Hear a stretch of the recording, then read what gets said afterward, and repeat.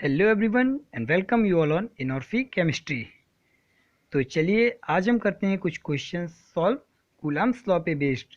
जो कंसेप्ट या जो भी टॉपिक्स हमने अपने लास्ट वीडियो में पढ़े थे उसी पे बेस्ड हम सारे एक एक क्वेश्चन देखेंगे, जिससे आपको क्लियर हो जाएगा कि वो सारी चीज़ें जो हमने पढ़ी थी आपको बताई थी वो कैसे यूज़ होती हैं। ठीक है, तो चलिए शुरुआत करते हैं।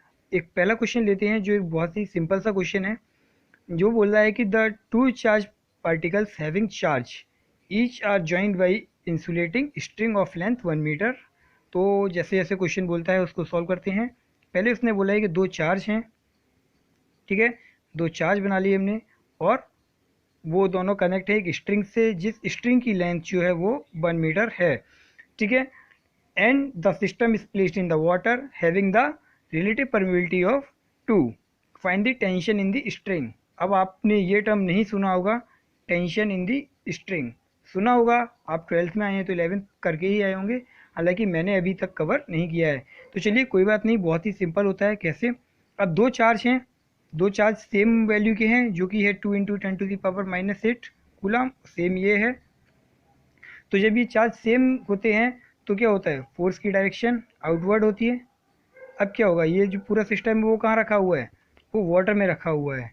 ठीक है, वाटर में रखा है और वाटर की रिलेटिव परमिबिलिटी हमें दी गई है। हमने बोला था अगर सिस्टम वैक्यूम के अलावा कहीं और भी रखा है तो उस एनवायरनमेंट की या उस सराउंडिंग की जो रिलेटिव परमिबिलिटी होती है वो हमें गिवन होगी। चलिए, तो वो हमें गिवन है 2। और अब देखिए, अब जब ये सिस्टम ऐसे रखा हुआ है, दोनों चार्ज सेम है, तो फोर्स आउटवर्ड लगेगा, इधर भी इधर भी। फोर्स के आउटवर्ड लगने से क्या होगा, ये जो चार्ज दोनों एक दूसरे से दूर भागेंगे, और दूर भागेंगे तो जो स्ट्रिंग हमारी है वो क्या हो जाएगी, वो हमारी टाइट हो जाएगी। और इनके बीच में जब स्ट्रिंग टाइट हो जाती है तो उसके बीच में एक फोर्स लगता है, जिस फोर्स को हम बोलते हैं टेंशन फोर्स। तो एक्चुअल में अभी जो टेंशन यहाँ पर है वो कुछ और नहीं है, आपका इलेक्ट्रोस्टैटिक फोर्स ही है। ठीक है, जो कि हम सिंपल कूलम्ब्स लॉ से फाइंड आउट कर सकते हैं। तो कूलम्ब्स लॉ से हमें पता है एफ क्या होता है, एफ होता है के Q1 Q2 upon r square.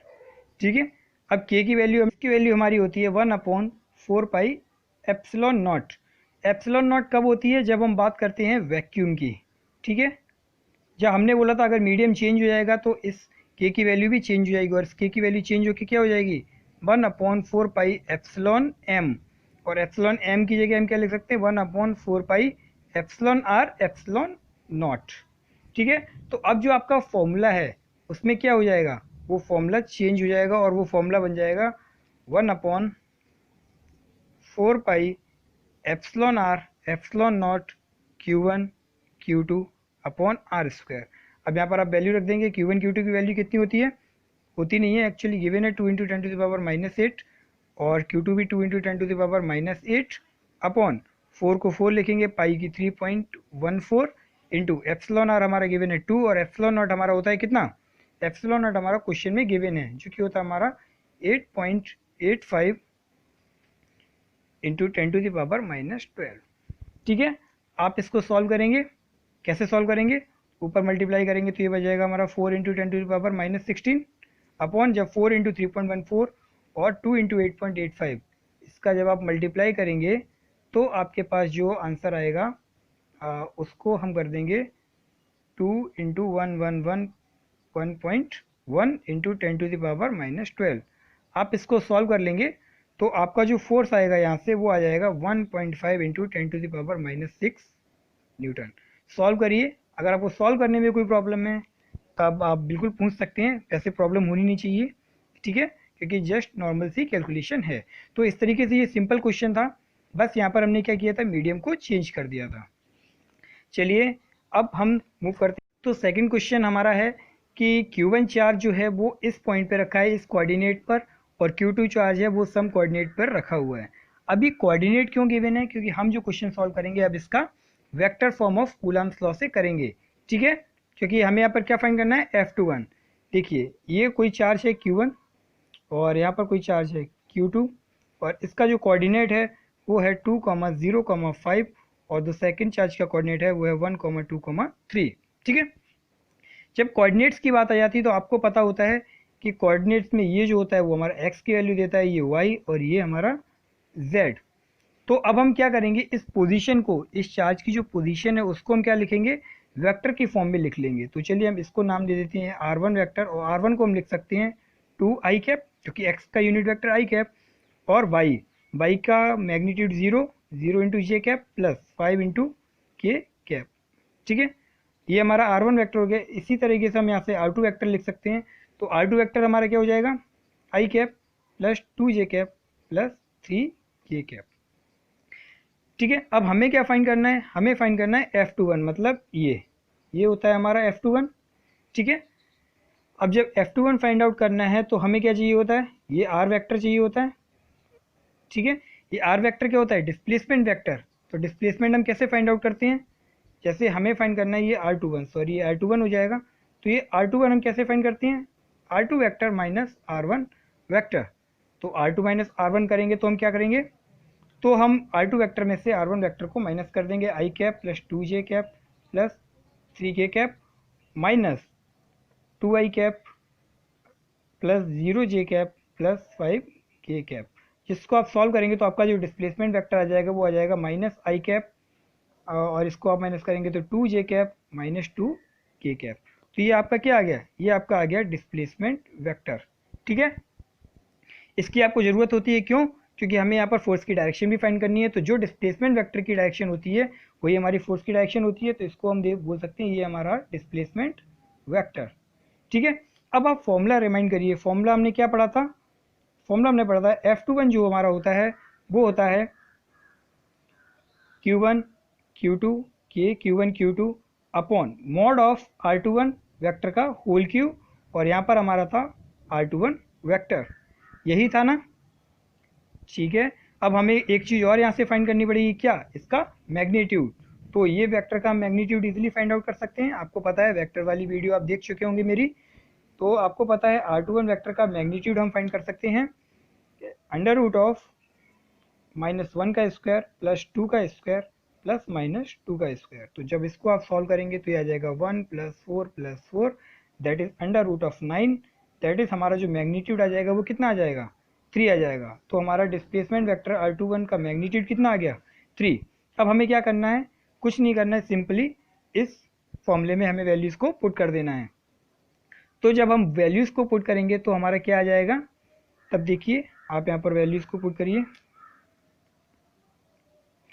आप के की वैल्यू पता है आपको 9 × 10⁻⁹, और Q1 Q2 हमारे क्या गिवन है, देखिए Q1 हमारा गिवन है 3 × 10⁻⁻4, और Q2 हमारा गिवन है 10⁻⁻4 हो गया। अब हमारा R21 वेक्टर कितना गिवन है, -i cap plus 2j cap minus 2k cap. समझ में आ रहा है आपको, कुछ नहीं करना है, सिंपल थोड़ा सा वेक्टर्स का यूज़ करना है, बाकी बहुत ही ईजी है। अब मैग्नीट्यूड आपने जो फाइंड किया है वो 3 आया है। अब यहाँ से क्या करेंगे, आप इसको मल्टीप्लाई करेंगे तो ये आ जाएगा 9 × 3 27, 27/3 9।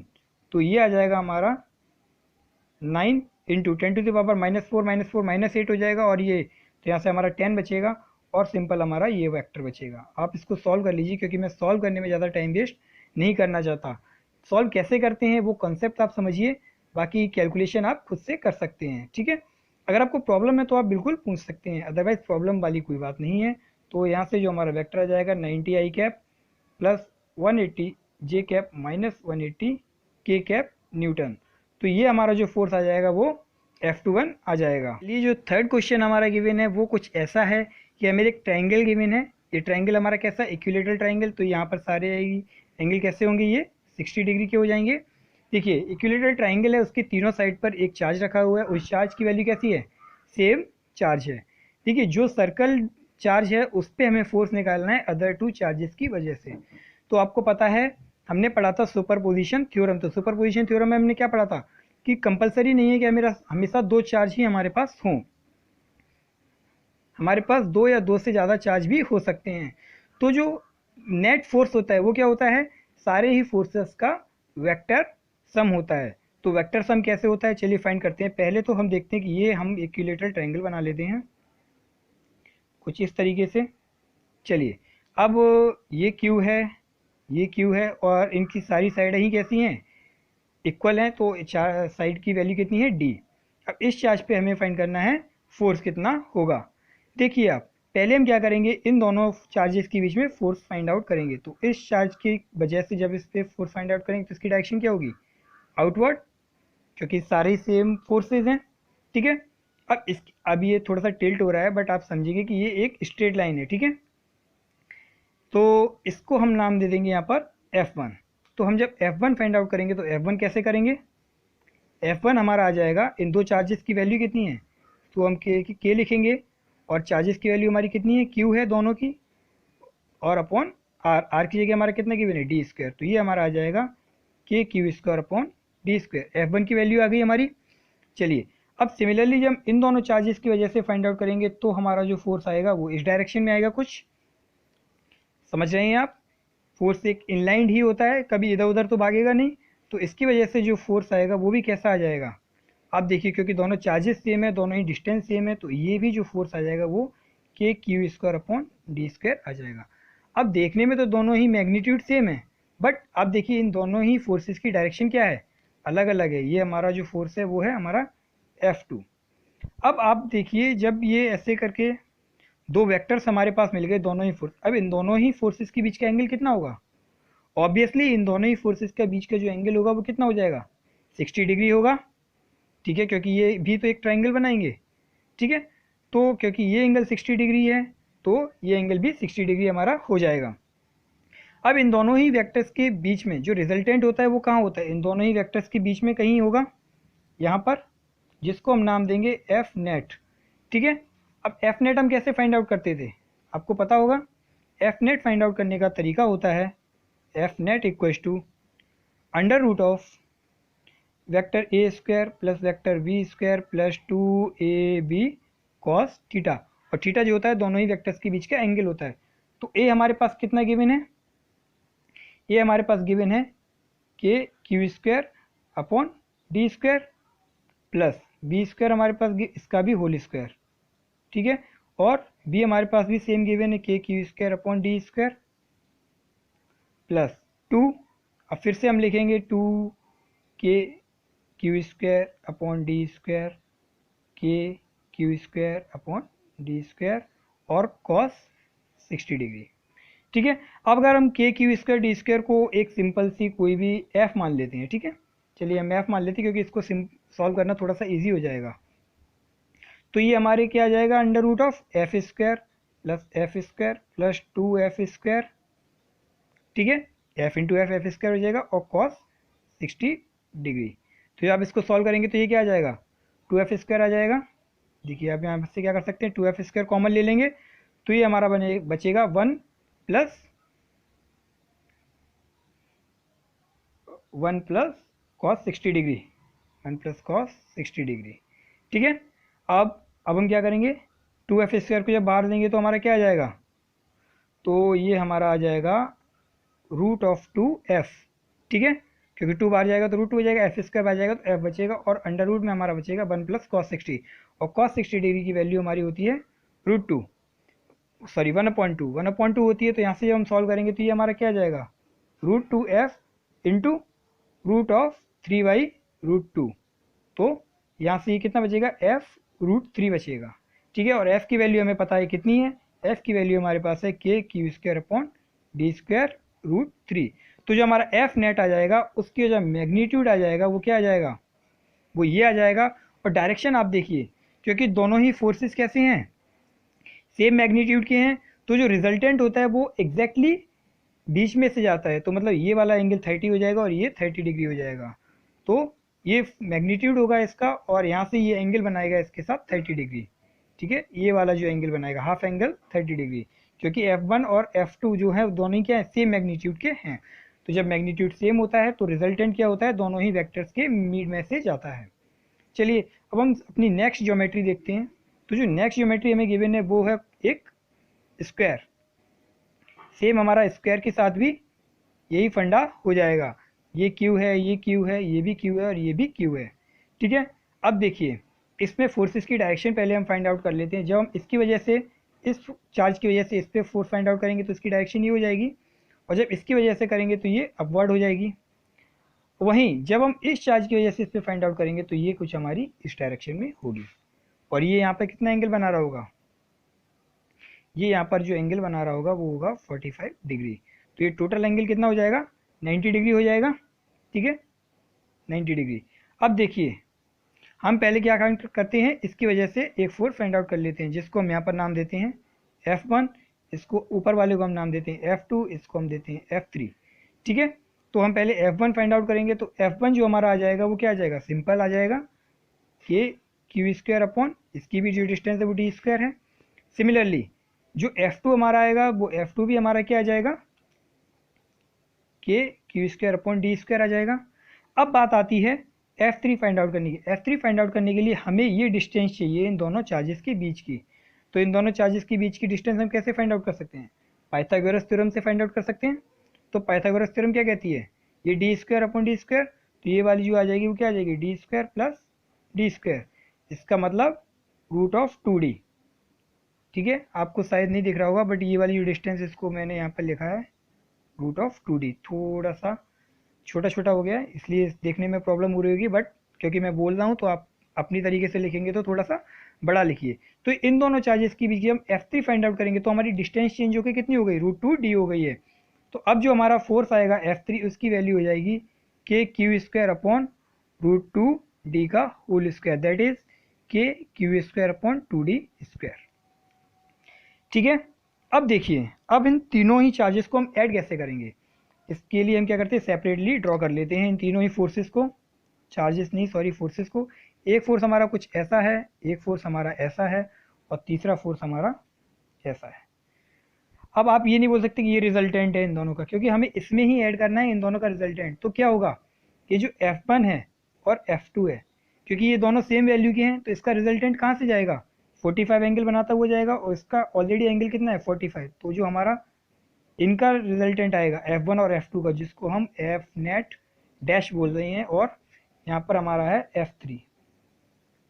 ठीक है, यू गॉट इट।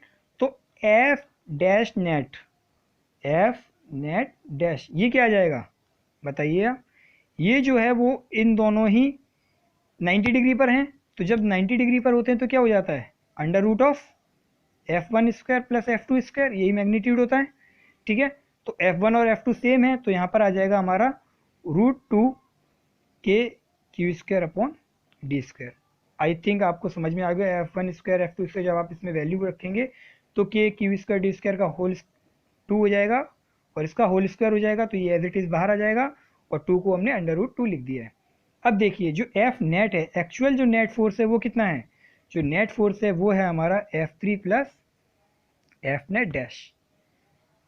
ठीक है, F3 मतलब ये जो ऑलरेडी फोर्स इस डायरेक्शन में था, और F नेट डैश जो इन दोनों वेक्टर्स का रिजल्टेंट आया है। तो यहाँ से हम बोल सकते हैं कि जो हमारा नेट फोर्स हो जाएगा वो √2d स्क्वायर के square upon D square, √2 K Q square upon D square, और F3 हमारा कितना आया है, F3 हमारा आया है के Q square upon 2d square. तो इस तरीके से हम क्या कर सकते हैं, रिजल्टेंट फाइंड आउट कर सकते हैं। चलिए एक और स्ट्रक्चर है हमारे पास जो कि है हमारा हेक्सागोनल। अब इसमें हुआ क्या है, हेक्सागोनल तो गिवन है, बट इसमें क्या है कि जो हमारा चार्ज है जिसपे हमें नेट फोर्स निकालना है वो क्या है, किसी भी सिमेट्रिक स्ट्रक्चर के मिडल में रखा हुआ है। तो जब मिडल में रखा है तो आप चलिए थोड़ा सा डिस्कशन करते हैं। जब इस चार्ज की वजह से इस पे फोर्स लगेगा तो उसकी डायरेक्शन क्या हो जाएगी, ये हो जाएगी। ठीक है, जब इस चार्ज की वजह से इस पे लगेगा तो उसकी डायरेक्शन क्या हो जाएगी, ये हो जाएगी। क्योंकि दोनों ही चार्ज कैसे हैं, सेम है, दोनों क्या तीनों ही चार्ज सेम है, तो ये वाला जो फोर्स होगा इसको भी F नाम दे सकते हैं, तो ये भी F नाम दे सकते हैं। दोनों ही फोर्स सेम है और अपोजिट डायरेक्शन में लग रहे हैं। सिमिलरली जब हम इसकी वजह से बात करेंगे, इस चार्ज की वजह से इस पे, तो उसकी डायरेक्शन ये हो जाएगी, और इस चार्ज की वजह से मिडल पे लगाएंगे तो ये डायरेक्शन हो जाएगी, ये भी F हो जाएगा और ये भी F हो जाएगा। सिमिलरली जब इस चार्ज की वजह से मिडल पे लगाएंगे तो ये डायरेक्शन हो जाएगी और इसकी वजह से इधर हो जाएगी। अब आप क्या देख रहे हैं कि दोनों ही सेम चार्जेस, सेम फोर्सेस जो लग रहे हैं वो अपोजिट डायरेक्शन में लग रहे हैं। जब सेम फोर्स अपोजिट डायरेक्शन में लग रहे हैं तो क्या इस पर नेट फोर्स कुछ लगेगा, तो यहाँ पर क्या हो जाएगा, इस केस में जो नेट फोर्स हो जाएगा वो 0 हो जाएगा। चार्ज कहीं मूव ही नहीं कर पाएगा, जो नेट फोर्स लग रहा है वो जीरो लग रहा है। आपके पास एक कोई चीज़ रखी थी जिसको आपने इधर से भी खींचा और उधर से भी खींचा इक्वल फोर्सेस से, तो वो जो बॉडी है वो कभी मूव करेगी ही नहीं। तो यहाँ पर आपने क्या देखा कि एक सिमेट्रिक स्ट्रक्चर में अगर कोई चार्ज रखा हुआ है तो उस पर जो नेट फोर्स होता है वो ज़ीरो होता है, क्योंकि सभी ही चार्जेस की वैल्यू यहाँ पर क्या है, सेम है। सिमिलरली यहाँ पर पेंटागन गिवन है और सेम केस जो होगा वो पेंटागन के साथ होगा, क्योंकि पेंटागन हमारा थोड़ा सा परफेक्ट नहीं बना है, बट जब आप इसको परफेक्ट बनाएंगे तो आप यहाँ भी देखेंगे कि ये भी सारे फोर्सेस इक्वल और अपोजिट डायरेक्शंस में लगेंगे। तो यहाँ पर भी नेट फोर्स क्या आ जाएगा हमारा, यहाँ पर भी हमारा एफ नेट जो आ जाएगा वो ज़ीरो आ जाएगा। ठीक है, चलिए ये थोड़ा सा इंटरेस्टिंग है। क्यों? इसमें आप देखेंगे गौर से, अगर आप गलती करेंगे तो आप इसको बोल देंगे ये सिमेट्रिक स्ट्रक्चर है और यहाँ पर फोर्स जीरो हो जाएगा, बट ऐसा नहीं होगा। क्यों नहीं हुआ? आप देखिए ये जो चार्ज है वो अपोजिट है, मीन्स ये डिफरेंट है अदर 4 चार्जेस से। ये भी हमारा क्या है, एक स्क्वायर गिवन है, ठीक है, जिसको हमने थोड़ा टिल्ट करके रख दिया है आपको थोड़ा डिफरेंट लगे इसलिए। देखिए जब आप बात करते हैं इस चार्ज पर फोर्स, इस वजह से, इस वाली चार्ज की वजह से इस पे फोर्स, तो इसकी डायरेक्शन ये आ जाएगी अवे, और इसकी वजह से जब इस पे निकालेंगे तो ये अवे। ये एक्चुअल में आपस में क्या कर रहे हैं, कैंसिल कर रहे हैं एक दूसरे को। बट क्या ये वर्टिकली कैंसिल कर पाएंगे? देखिए जब आप नेगेटिव की बात करते हैं तो चार्ज कैसा, फोर्स कैसा होता है, देखिए चलिए पॉजिटिव की वजह से फाइंड करते हैं। पॉजिटिव की वजह से जब इससे फोर्स लगेगा वो कैसा होगा, अवे होगा, इससे अपवर्ड हो जाएगा। बट जब नेगेटिव की वजह से बात करते हैं तो चार्ज कैसा होता है, सॉरी, तब फोर्स कैसा लगता है, जब नेगेटिव और पॉजिटिव के बीच में फोर्स लग रहा है तो इस पे जो फोर्स लगेगा ये क्या करेगा, इसको अट्रैक्ट करेगा, तो इस पे भी फोर्स इधर लगेगा।